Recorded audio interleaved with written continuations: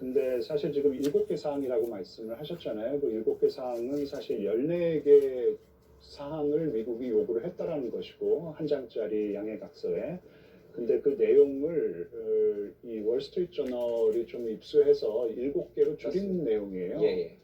그때 보니까 굉장히 강경한 입장이더라고요. 맞습니다. 보니까요. 그 우라늄 농축 같은 경우에는 20년 동안 이 농축을 하지 말아라. 20년 이후에는 너희들이 농축 권한을 되찾을 수 있을 것이다. 라고 되어 있는 것인데, 사실 그 이전에는 소위 말하는 일몰 조항이라 그러죠. 20년에서 한 12년까지 양보할 수 있다라는 그런 얘기가 나왔었거든요. 그리고 고농축 우라늄 비축분 같은 경우에도 전량 다 반출해야 된다고 내용이 그렇게 정리가 되어 있고요. 그리고 모든 핵시설을 폐기해야 된다라고 또 이렇게 되어 있어요. 그러니까 사실 이란의 소위 말하는 강경파들은 더 받아들이기 어려운 그런 요구사항인 것 같아요. 그리고 호르무즈 해협 같은 경우에도 전면 개방해야 된다는 것이고, 그래서 아마도 좀 추정해 보건데 그런 지금 트럼프 행정부에게 보낸 답변은 그런 문제들을 지금 일거에 우리가 다 긍정적으로 검토하고, 그러고 그 한 장짜리 양해각서에 다 담아낼 수는 없기 때문에 우리가 핵을 포기하고, 그리고 그에 상응하는 어떤 경제적인 보상을 미국이 제공한다라는 어떤 그런 큰 틀의 합의 정도는 우리가 받아들일 수 있다. 그리고 적절한 시점에 우리도 해협 봉쇄를 풀고 미국 너희들도 역 봉쇄를 풀어야 된다. 어떤 그런 내용, 조금 더 좀 일반적인 내용으로 좀 가자라고 건의를 했을 것 같고요. 지금 월스트리트 저널이 7개 이 요구사항으로 정리한 내용에 대해서 긍정적인 답변을 보내지는 않았을 거라고 생각합니다. 네. 사실 트럼프 대통령이 곧 있으면 미중 정상회담이 예정돼 있기 때문에 지금 나온 속보로는 이란이 어떤 답변서를 전달했다고 하면 트럼프 대통령으로서는 어쨌든 방중 전에는 좀 타결을 하고 싶어 할 마음이 클 것 같은데, 그런 트럼프 대통령이 이걸 어떻게 받아들일까 전망 어떻게 하십니까? 트럼프 대통령이 이 긍정적으로 받아들여가지고 그래 좋다 그러면은 조금 더 일반화해서 정말 아주 그 큰 틀에 대한 합의만을 그런 내용만을 담는 양해각서를 체결하는 거 좋다라고 하면은 그래도 이란 전쟁을 일단락 짓고 미중 정상회담에 임하는 것이기 때문에 나름대로 발언권을 그러니까 좀 시진핑 주석 만나가지고 좀 면을 살릴 수가 있겠지만, 만약에 그 트럼프 대통령이 또 받아들이기 어려운 어떤 그런 역제안이었었으면 이란이 지금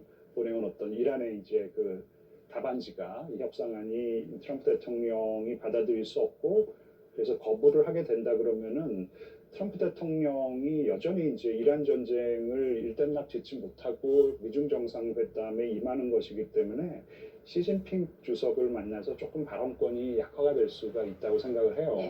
그리고 시진핑 주석은 반대로 뭔가 조금 더 그죠? 우리가 협상을 더 중재해 줄 수 있도록 도움을 줬어 뭐 이러면서 조금 어떤 우위를 가지고 미중 정상회담에 임할 수가 있고, 어쨌든 이 미중 정상회담에서 사실 다른 중요한 현안들이 많았어요. 뭐 히토류 수입을 다시 갱신해야 된다든지, 그리고 대두 수출을, 이게 이제 1년짜리 협상이었거든요. 합의였거든요. 작년 한국 그 에이펙 정상회담을 계기로 미중 정상회담이 열렸었는데 중국이 히토류 수출을 재개하기로 한 거, 그리고 대두 수입을 재개하기로 한 거, 그리고 이제 항공기 수입도 마찬가지죠. 1년짜리였단 말이죠. 근데 지금 중간 선거를 앞두고 대두 수출을 못하게 되면은 이 미국 농민들이 이 트럼프 대통령의 핵심 지지층 중에 하나거든요. 근데 이란 전쟁 때문에 지금 비료도 잘 받아보지 못하고 있어요. 그래서 굉장히 힘든 상황이어서 그런 게 중요한 이슈들이, 물론 이제 중국 같은 경우에는 기술 통제 같은 경우를 조금 더 완화시키고, 그리고 이제 관세 같은 경우에는 더 조정을 하고 싶겠죠. 이런 현안들이 있었는데 지금 이란 전쟁 때문에 어쩔 수 없이 이 글로벌 에너지 공급망이라든지 글로벌 에너지 수출 통제에 대한 얘기가 중요한 이슈로 부상을 했고, 그리고 필연적으로 지금 이란 전쟁을 어떻게 끝낼지가 굉장히 중요한 어떤 이 논의사항으로 떠오른 것이에요. 예. 근데 지금 미국이 상당히 지금 중국을 제재를 더 강화하면서 압박을 하고 있지만 중국은 비웃기라도 하듯이 그런 제재는 너희가 지금 부과한 제재이기 때문에 우리는 유엔이 부과한 제재만 네. 존중할 것이다 이러면서 또 중국까지 굉장히 강한 모습을 보이고 있어요. 네. 어쨌든 지금 미중 정상회담이 이란 전쟁 때문에 상당히 더 복잡해진 어떤 상황으로 보시면 될 것 같습니다. 네. 만약에 이제 그렇다면 이란이 파키스탄에 전달한 이 트럼프 대통령의 종전안에 대한 답변, 이 만약에 부정적으로 온다고 예측을 해봤을 때 트럼프 대통령이 꺼낼 수 있는 카드에 대해서 좀 여쭙고 싶은데 만약에 이제 결단을 좀 한다. 그렇다고 하면 조금 더 강경한 태도로 나가려면 프로젝트 프리덤을 다시 재개할 가능성, 혹은 뭐 군사적인 면모를 좀 더 보여줘서 끝까지 좀 밀어붙일 가능성에 대해서는 뭐 낮긴 합니다만 그럴 가능성에 대해서는 어떻게 보세요? 일단 본격적인 교전이 재발할 수 있는 상황은 가급적이면 피하려고 할 것 같아요. 네.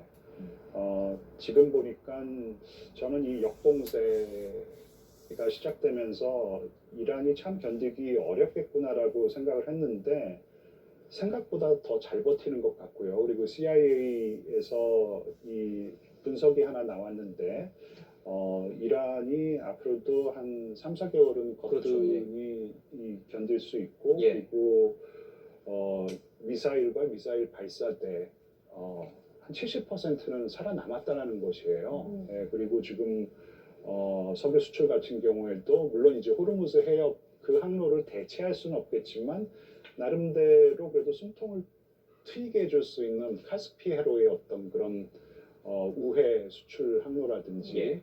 그리고 육로를 통한 그러니까 나름대로 뭔가 자구책이 좀 네, 제재를 한 10년 정도 겪으면서 나름대로 조금 살아남을 수 있는 방안에 대해서는 고민을 했나 봐요. 그리고 이란의 신장 체제는 진짜 지금 거의 뭐 목숨을 걸고 싸우는 것인데 트럼프 대통령은 그럴 수 없는 상황이고 지금 저 중간 선거가 11월 초인데 결코 짧은 기간이 아니거든요. 앞으로 남은 기간이 긴 기간이 아닙니다. 죄송합니다. 그렇기 때문에 거기에 신경을 많이 써야 되는 상황이어서 특히 이제 미국 국민들이 전쟁에 대한 피로감이 굉장히 커져 있는 상황이어서 뭔가 본격적인 군사적인 충돌이 다시 발생할 수 있는 그런 선택지는 조금 배제해 놓으려고 할 것 같습니다. 이제 그렇다면은 결국은 뭐가 있을까요? 역봉쇄를 강화하고 제재를 강화하는 어떤 그런 수단밖에는 없지 않을까 싶습니다. 네. 알겠습니다. 정보조사단이 나무의 화재 원인은 외부 충격 때문이다라고 말했고요.